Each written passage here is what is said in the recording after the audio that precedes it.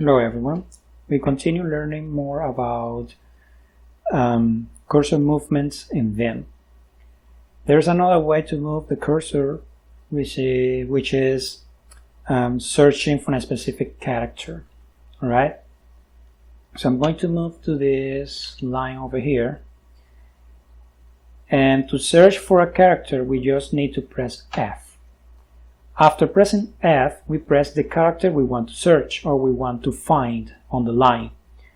Let's say I want to find the A character or letter. So I press A and the cursor will move to that A, right?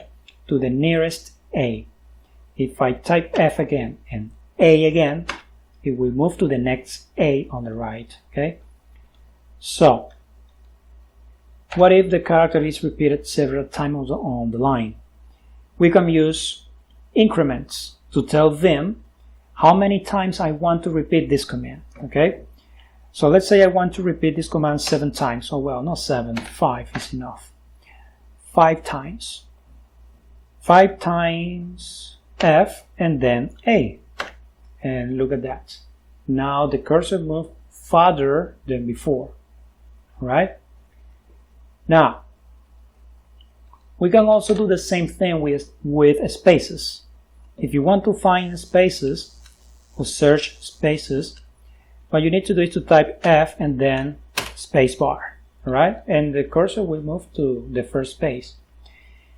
Now, because we have several spaces here, you can type 5 as an increment, then F and then space. And we move 5 times each space, okay? Alright, now I'm going to the end of the line, and in the previous example I searched a character from left to right. Now I'm going to do it in reverse, okay, from right to left. In this case we have to use the uppercase F. So Shift F, and then the character I want to search. In this case, let's say letter E. Okay, it moves to the nearest E on the left. If I press Shift F again and then the same letter or character, it will move to the next E on the left. Now, we also can use the increments as before.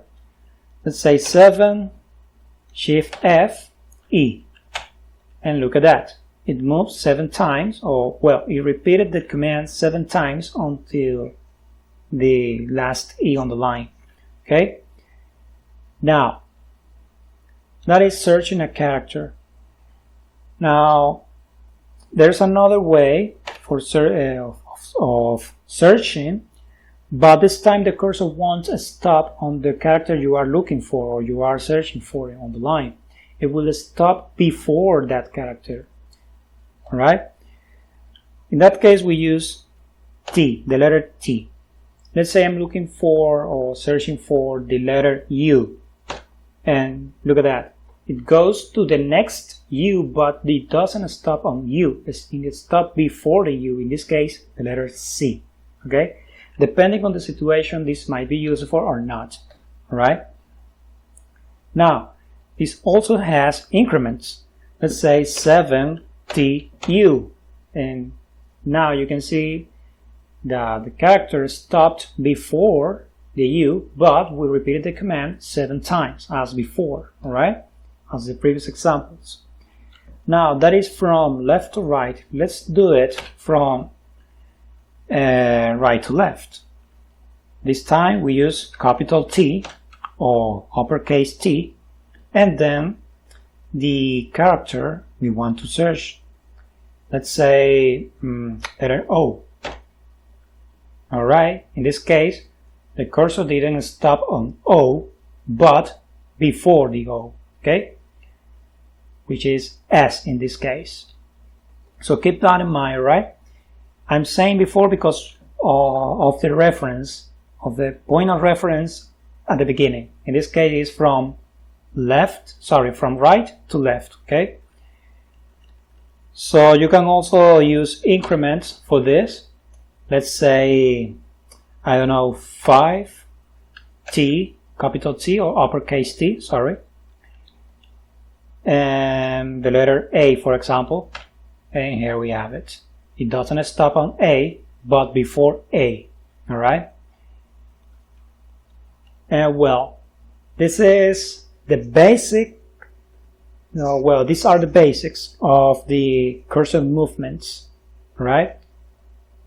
So in the next video, I'm going to show you how can we navigate through the entire document for longer documents. Okay.